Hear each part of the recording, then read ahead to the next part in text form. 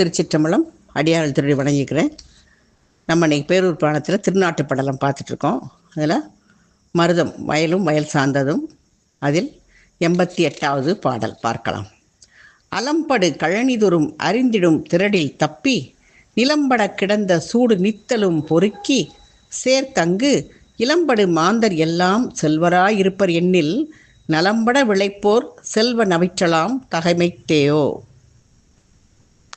அப்படின்னா இந்த கலப்பையால் உழுத வயலில் அறுக்கும்போது என்ன, அது நெல்மணி நிறையா சிந்திடுது. அந்த மாதிரி உதிர்றதுக்கு சூட்டு நெல்னு சொல்லுவாங்க.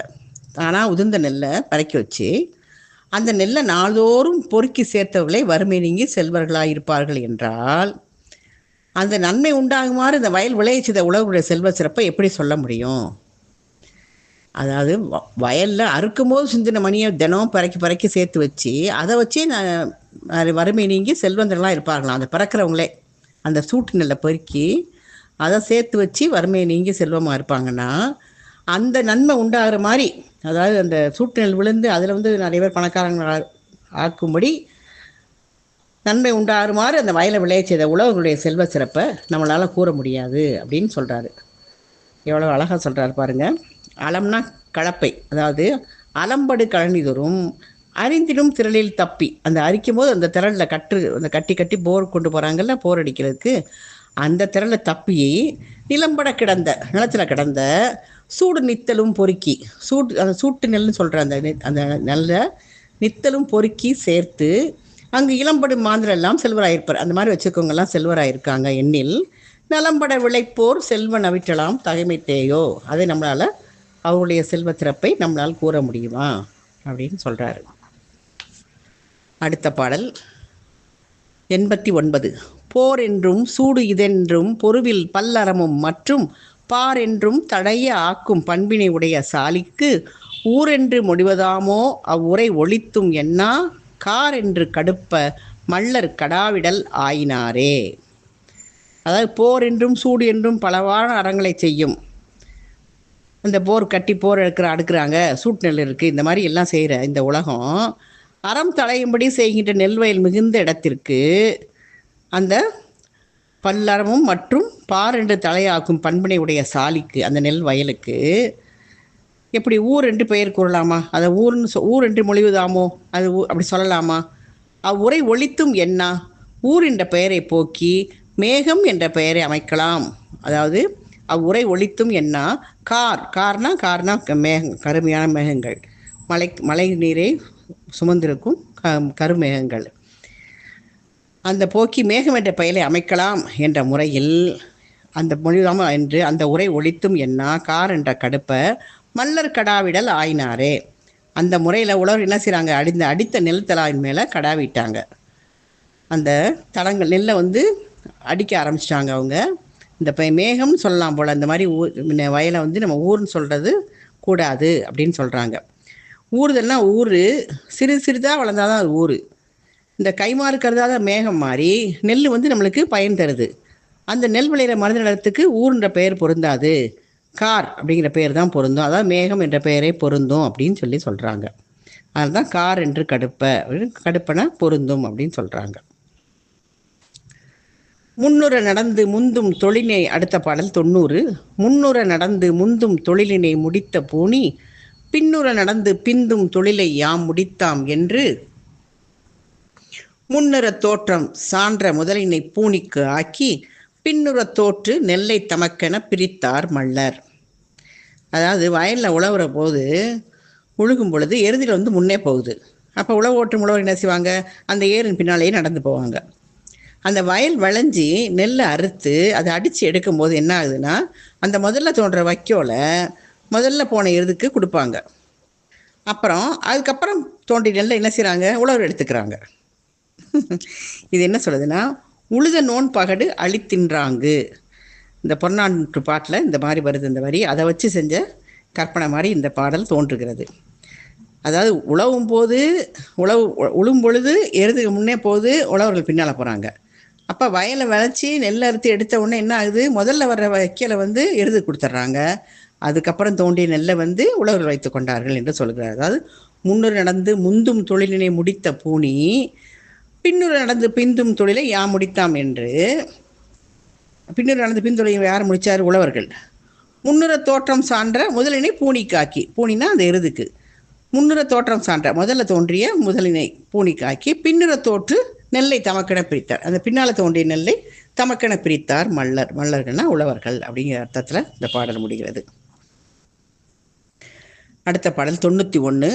பொங்கு அரித்திரளை எல்லாம் பொல்லென வாரி காற்றில் தங்கிய பதடி ஓட தலைத்தலை தூட்டி கூப்பி பங்கமில் அரசிற்குள்ள பகுதி தீர்த்து அனைத்தும் கொண்டு துங்க வன் கூட்டுள் பெய்து தொல்லறம் வழாமை உய்ப்பார். அந்த பொங்குகின்ற நெற்கு எல்லாத்தையும் வேகமாக விரைவாக வாரி நெல்லோடு தங்கிய பதர்கள் ஓடுற மாதிரி அப்படியே காற்றுல தூத்துவாங்க. நீங்கள் பார்த்துருப்பீங்க, நான்லாம் பார்த்துருக்கோம். நீங்கள் பேருந்தில் செல்லும் பொழுது வழியில் பார்த்தா அந்த மாதிரி களத்து மேட்டில் அந்த தங்கிய அந்த பதர்கள் எல்லாத்தையும் தூக்கி தூக்கி நல்லா உயர்ந்து அப்படியே போடுவாங்க. போடும்போது அந்த பதர், அதாவது ஒன்றும் அதில் பருப்பு பதம் இல்லாத அதில் இதெல்லாம் வந்து காற்றுல ஓடிடும், தாண்டி அப்படியே பறந்து போயிடும். அந்த மாதிரி இந்த குற்றமில்லாத அரசனுக்குரிய ஆறில் ஒரு பகுதியை கொடுத்துட்டு எஞ்சியதெல்லாம் வீட்டுக்கு கொண்டு போய் நெற்கூட்டில் இட்டு பழைய முறைப்படி அறங்களை செய்ய தொடங்குகிறாங்க. யார்? மல்லர்கள். எப்படி பண்ணுறாங்கன்னா, அந்த பொங்குகின்ற நெற்கு எல்லாத்தையும் விரைவாக வாரி நெல்லோடு தங்கிய பதர்லாம் ஓடுற மாதிரி காட்டில் தூற்றி குவிச்சு அந்த குவிச்ச நெல்லுலேருந்து குற்றமில்லாத அரசன், அப்போ அரசனுக்குரிய பங்கு என்ன, ஆறில் ஒரு பகுதி அரசனுக்கு கொடுக்கணும். அந்த ஆறில் ஒரு பகுதியை கொடுத்துட்டு மீதியை நெல்லை வீட்டுக்கு கொண்டு போய் நெற்கூட்டில், அந்த காலத்துலாம் பெரிய பெரிய குழுதன்னு ஒன்று வச்சுருப்பாங்க, நெல் போட்டு வைக்கிறதுக்கு ஒரு பெரிய பானை மாதிரி ஒன்று இருக்கும், அதில் போட்டு வச்சு பழைய முறைப்படி அவங்க என்ன செய்கிறாங்க, அறங்களை செய்ய தொடங்குகிறாங்க அப்படின்னு சொல்கிறாரு.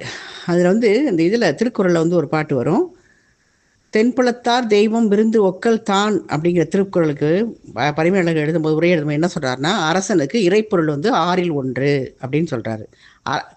நம்ம வந்து அரசனுக்கு 6ல் 1 கொடுக்குறோம், அரசனுக்கு இறைப்பொருள் வந்து 6ல் 1 கொடுப்பாங்க அப்படின்னு சொல்லி குறிப்பிடுறாரு. இது வந்து பதடின்னு சொல்லினா, பதடினா பதர், அது நமக்கு தெரிஞ்சது தான். மண்கூடுனா நெற்கூடு, அவ்வளோதான். அடுத்த பாடல் 92வது பாடல். தழைக்கு நெல் விளைவு வாய்த்த தலையின் எண் மடங்கு சான்ற களைக்கருப்பினமும் பூதக்கானமும் கதலிக்காடும் மலைக்குளம் தவழும் தெங்கு மதுநுகர் தேன் இறால்கள் இலைக்கு நந்தனமும் மஞ்சள் இஞ்சியும் ஊர்கள் தோறும். இந்த பாட்டு என்ன சொல்றதுன்னா, கரும்பு காடும் கமுகத்தோட்டமும் வாழைத்தோட்டமும் தென்னந்தோப்பும் இந்த தேனடைகளுடைய நந்தவனங்களும் மஞ்சளும் இஞ்சியும் உள்ள பகுதியை காட்டிலும் எண்மடங்கு நெல் விளைந்த வயல் பகுதியாக ஊர் தோறும் இருந்தன. அதாவது நெல் வயல் தான் வந்து அதிகமாக இருக்கான். எதை காட்டிலும் அதிகமாக இருக்கான்? கரும்பு காடு. தலைக்கு நெல் விளைவு வாய்த்த தலையின் எண்மடங்கு சான்ற என்னென்னா களைக்கருப்பு கரும்பு காடு, கமுகத்தோட்டம், கதலிக்காடு வாழைத்தோட்டம், தென்னந்தோப்பு, அப்புறம் மதுநுகர் தேனிறார்கள் தேனடைகளுடைய நந்தவனம், மஞ்சள் இஞ்சி, இந்த இதெல்லாம் விட நெல் விளையிற வயல் பகுதி தான் ஊர்கள் தோறும் இருந்தன அப்படின்னு சொல்கிறாரு. அதனுடைய வளமையை, அந்த நாட்டுடைய வளத்தை காட்டுகிறது இந்த பாடல். இதில் வந்து தேனிரல்னு வருதுல்ல, தேனிறாள்கள்னால் ஒன்று இறால்னால் அந்த கடல்வான் உயிரினம் இல்லை, தேன் அடையத்தான் அவங்க தேன் இறால்கள் அப்படின்னு சொல்கிறாங்க. தேன் நிறைந்த அந்த அடைகள் அதை பறித்து விழிந்தால் தேன் வரும், அதுதான் தேனடை, அதுதான் தேன் இறால்னு சொல்கிறாரு ஆசிரியர். அடுத்த பாடல் 93. தன்னடை இனங்களானும் தழைத்திடும் பாடியானும் புன்னுடை படைக்கை வேடர் பொருந்திய சீரூரானும் மன்னடை உலகின் மிக்க வளம் பல தழுவி நாளும் விண்ணிடை உலக நாண மிளிர்ந்தது கொங்கு நாடு. என்ன சொல்கிறாருன்னா, அந்த மது நிலத்துக்குரிய வயல்களும் முல்லை நிலத்துக்குரிய பாடிகளும் குறிஞ்சி நிலத்துக்குரிய மலை ஊர்களும் இந்த மண்ணுலகில் வளமிக்கனவா ரொம்ப வளம் அதிகமாக உள்ளதாக விண்ணுலகத்தை காட்டிலும் சிறப்புடையதாக கொங்கு நாட்டில் விளங்குகிறது அப்படின்னு சொல்கிறாரு. இது ரொம்ப எளிமையாக, தன்னடை இனங்களாலும் தழைத்திடும் பாடியானும் அந்த வயல்களாலும் அந்த முல்லை நிலத்துக்குரிய பாடிகளாலும் புன்னுடை படைக்கை வேடர் பொருந்திய சீரூரான், யார் வேடர்கள்லாம் இருக்குது, குறிஞ்சி நிலத்துக்குரிய மலை ஊர்களும் மன்னடை உலகின் மிக்க வளம் பல மண்ணுலகில் வளமிக்கனமாக இருக்கிற அந்த நாளும் விண்ணிடை உலக நாண, ஆனால் விண்ணுலகத்தை காட்டிலும் விண்ணிடை உலகமே நானும் அளவிற்கு வெளிர்ந்தது கொங்கு நாடு, சிறப்புடையதாக அந்த கொங்கு நாட்டில் விளங்குகின்றது அப்படின்னு சொல்கிறார் இந்த பாடலில். கொங்கு நாட்டின் சிறப்பை தான் கூறுகிறார். 94வது பாடல் பார்க்கலாம்.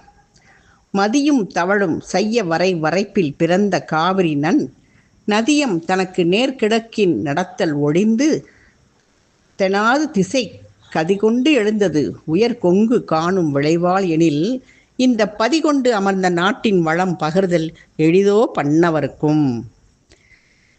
அதாவது இந்த சந்திரனை தவழ்ந்து வருகின்ற குடகுமலை, குடகுமலை அப்படி சந்திரனை அதனுடைய தலையில் தவழ்வது போல் தோன்றுகிறதாம். அந்த மாதிரி குடகுமலையில் தோன்றிய காவிரி அந்த ஆறு என்ன செய்யுது, நேராக கலக்க போகிறத விட்டுட்டு தெற்கு நோக்கி ஓடுறது எப்படி இருக்குன்னா, கொங்கு நாட்டோட பெருமையை நான் பார்க்கணும் அப்படிங்கிறதுக்காக தான் இந்த மாதிரி தெற்கு நோக்கி ஓடுகிறது அப்படின்னு சொல்கிறாங்க. அப்படிப்பட்ட கொங்கு நாட்டை வந்து பார்க்கறது நம்மளுக்கு எளிதாக இருக்குமா, அதை சொல்கிறதுக்கு நம்மளுக்கு எளிதா அப்படின்னு ஆசிரியர் கேட்குறார். அதுதான் பாருங்க, மதியம் தவழும் செய்யவரை. மதியம்னா நிலா, சந்திரன், அது தவழுகின்ற செய்யவரை. செய்யவரைங்கிறது குடகுமலை. அந்த அதில் வரைப்பில் பிறந்த காவிரி நதியம் தனக்கு நேர்கிழக்கி நடத்தல் ஒளிந்து, நேர கலக்க நடத்துகிற ஒளிந்து தென்னாது திசை கதி கொண்டு எழுந்தது. எங்கே போகுது, தெற்கு நோக்கி எழுந்து வருகிறது. உயர் கொங்கு காணும் விளைவால். ஏன் அப்படி வந்தது, கொங்கு நாட்டை பார்க்கணும் அப்படிங்கிற, அது பெருமையை காணணும் அப்படிங்கிற இதுக்காக, அதை விளைவுனால அது இங்கே பதி கொண்டு இப்படிப்பட்டு இந்த காவிரி அமர்ந்த இந்த நாட்டோட வளத்தை நம்ம சொல்கிறது அவ்வளவு எளிதாக இருக்குமா அப்படின்னு சொல்கிறாரு. அதாவது கர்நாடகத்தை கிழக்கு நோக்கி வர்ற காவிரி என்ன செய்யுது, ஒக்கனைக்கல்லேருந்து போகுது தெற்கு நோக்கி செல்லுகிறது. அதுதான் அப்படி சொல்கிறாங்க. பண்ணவருக்கும் எளிதோ, அதாவது தேவர்களுக்கும், பண்ணவர்னா தேவர்கள், தேவர்களுக்கு கூட அது சொல்ல ஒண்ணாதது அப்படின்னு சொல்கிறாரு. அடுத்த பாடல். கருங்கண் கமலை மணிமார்பன் கதிய உலகும் அயன் உலகும் ஒருங்கு வரையின் சிறகு அறிந்தோன் உலகும் ஏனை சுரர் உலகும் மருங்கு வளைந்த நகர் வெல்ல வயங்கி சிவலோகத்தின் வளம் நெருங்கும் பேரூர் வளம் சிறிது நிகழ்த்தி நிகழ்ந்த பிறப்பு அறுப்பாம். அதாவது பேரூர் சுற்றி பல ஊர்கள் உள்ளன. அதில் திருமால் உலகம், பிரம்மன் உலகம், இந்திரன், தேவர் உலகம் இதெல்லாம் போல தாழ்ந்திருக்குதான். ஆனால் அந்த பேரூர் எப்படி இருக்குன்னா, சிவலோகத்தை போல எல்லா வளத்தாலும் சிறந்திருந்தது அப்படின்னு சொல்கிறாரு. அந்த பேரூருடைய வளத்தை சிறிது சொல்லி நம்ம இந்த பிறப்பை அறுத்துக்கலாம் அப்படின்னு சொல்கிறாரு. எவ்வளோ ஒரு சிறப்பு பாருங்கள் பேரூருக்கு. அதாவது கருங்கண் கமலை மணிமார்பன் சொல்கிறார்ல, கருங்கல்னா கரிய கண்ணை உடைய திருமகளை மார்பில் அணி உடையவன் திருமால். அந்த கதிய உலகும் அயன் உலகும், அதாவது பிரம்மன் உலகமும் ஒருங்கு வரையின் சிறகு அறிந்தோன் உலகம். வரையின் சிறகுனா மலையினுடைய இறக்கைகளை அறிந்தவன் இந்திரன். அந்த இந்திரனுடைய உலகம் என்ன செய்து அறிந்த உலகம் மருங்கு வளைந்த நகர் வெல்ல. இந்த வளைந்த நகர் வெல்ல வயங்கி சிவலோகத்தின் வளம் நெருங்கும் பேரூர் வளம். இந்த பேருடைய பெருமையை பேசினாலே நம்முடைய பிறப்பு அரும் அப்படின்னு ஆசிரியர் சொல்கிறார். ஆசிரியருடைய கருத்து இது. இந்த எல்லாரும் உலகத்தை போல தாழ்ந்திருக்க, அது எல்லாருக்கும் பிரதேவ உலகம்லாம் எப்படி இருக்குது, உலகம் மாதிரி தாழ்ந்திருக்கான். திருமா உலகமும் பிரம்ம உலகம், இந்திரலோகம், தேவரலோகம் எல்லாமே தாழ்ந்திருக்க, பேரூர் மட்டும் எப்படி இருக்குது, சிவலோகத்தை மாதிரி எல்லா வளத்துலேயும் சிறந்திருக்கு. அத்தகைய பேருடைய வளத்தை நம்ம கொஞ்சம் சொல்லி அந்த நம்முடைய இந்த பிறப்பை அறுக்கலாம் அப்படின்னு ஆசிரியர் கூறுகிறார். இதுதான் ஆசிரியருடைய கருத்து. இதோட திருநாட்டு படலம் முற்றுகிறது. ஆக திருவிருத்தம் 95 திருவிருத்தம் இருக்குது. மீண்டும் நாளை அடுத்த படலம் பார்க்கலாம். திருச்சிற்றம்பலம்.